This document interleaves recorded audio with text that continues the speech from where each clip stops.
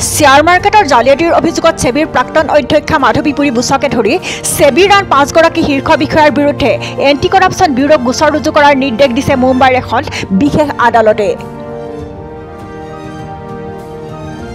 সেবিৰ পূৰ্ণ সহযোগিতাৰে বৃহৎ পৰিমাণৰ বিত্তীয় প্ৰবঞ্চনা আৰু দুৰ্নীতিৰ অভিযোগৰ লগতে নিৰ্ধাৰিত নিয়ম পূৰণ নকৰা কোম্পানীক তালিকাভুক্তিৰ অনুমতি দি কৰ্পৰেট জালিয়াতি কৰাৰ অভিযোগ উত্থাপন কৰি এখন আবেদন দাখিল কৰিছিল সাংবাদিক স্বপন শ্ৰীবাস্তৱে,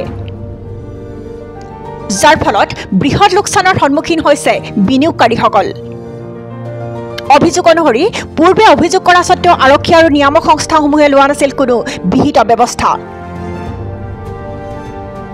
সাংবাদিকগৰাকীয়ে দাখিল কৰা এই আবেদনৰ ওপৰত ভিত্তি কৰি এণ্টি কৰাপশ্যন ব্যুৰোৰ বিশেষ ন্যায়াধীশ শশীকান্ত একনাথ আৰু বাংগৰে অভিযোগসমূহ পৰ্যালোচনা কৰাৰ পিছত মুম্বাইৰ এচিবিক ভাৰতীয় দণ্ডবিধি দুৰ্নীতি আৰু প্ৰতিৰোধ আইন আৰু সেবি আইনৰ প্ৰাসংগিক ধাৰাৰ অধীনত গোচৰ ৰুজু কৰাৰ নিৰ্দেশ দিছে সেবিৰ প্ৰাক্তন অধ্যক্ষ মাধৱীপুৰী বুচকে ধৰি আন 5গৰাকী শীৰ্ষ বিষয়াৰ বিৰুদ্ধে। আদালতে মন্তব্য কৰে যে সেবিৰ নিষ্ক্ৰিয়তাৰ বাবে প্ৰয়োজন ন্যায়িক হস্তক্ষেপৰ।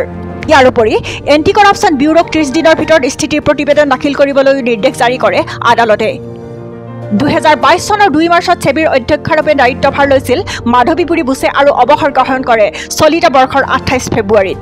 তথ্য প্ৰযুক্তি সম্পৰ্কীয় বিভাগবোৰৰ কাৰ্যকলাপৰ লগতে তেওঁ তদাৰক কৰিছিল বজাৰ নিয়ন্ত্ৰণ আৰু বিনিয়োগ ব্যৱস্থাপনা। উল্লেখ্য যে বিগত বৰ্ষতো বিৰোধী দলসমূহৰ লগতে হিণ্ডেনবাৰ্গৰ প্ৰতিবেদনৰ অভিযোগৰ ভিত্তিত বিতৰ্কৰ আৱৰ্ত লৈ আহিছিল সেবিৰ প্ৰাক্তন অধ্যক্ষা মাধৱীপুৰী বুচ। National desk report, SN digital media.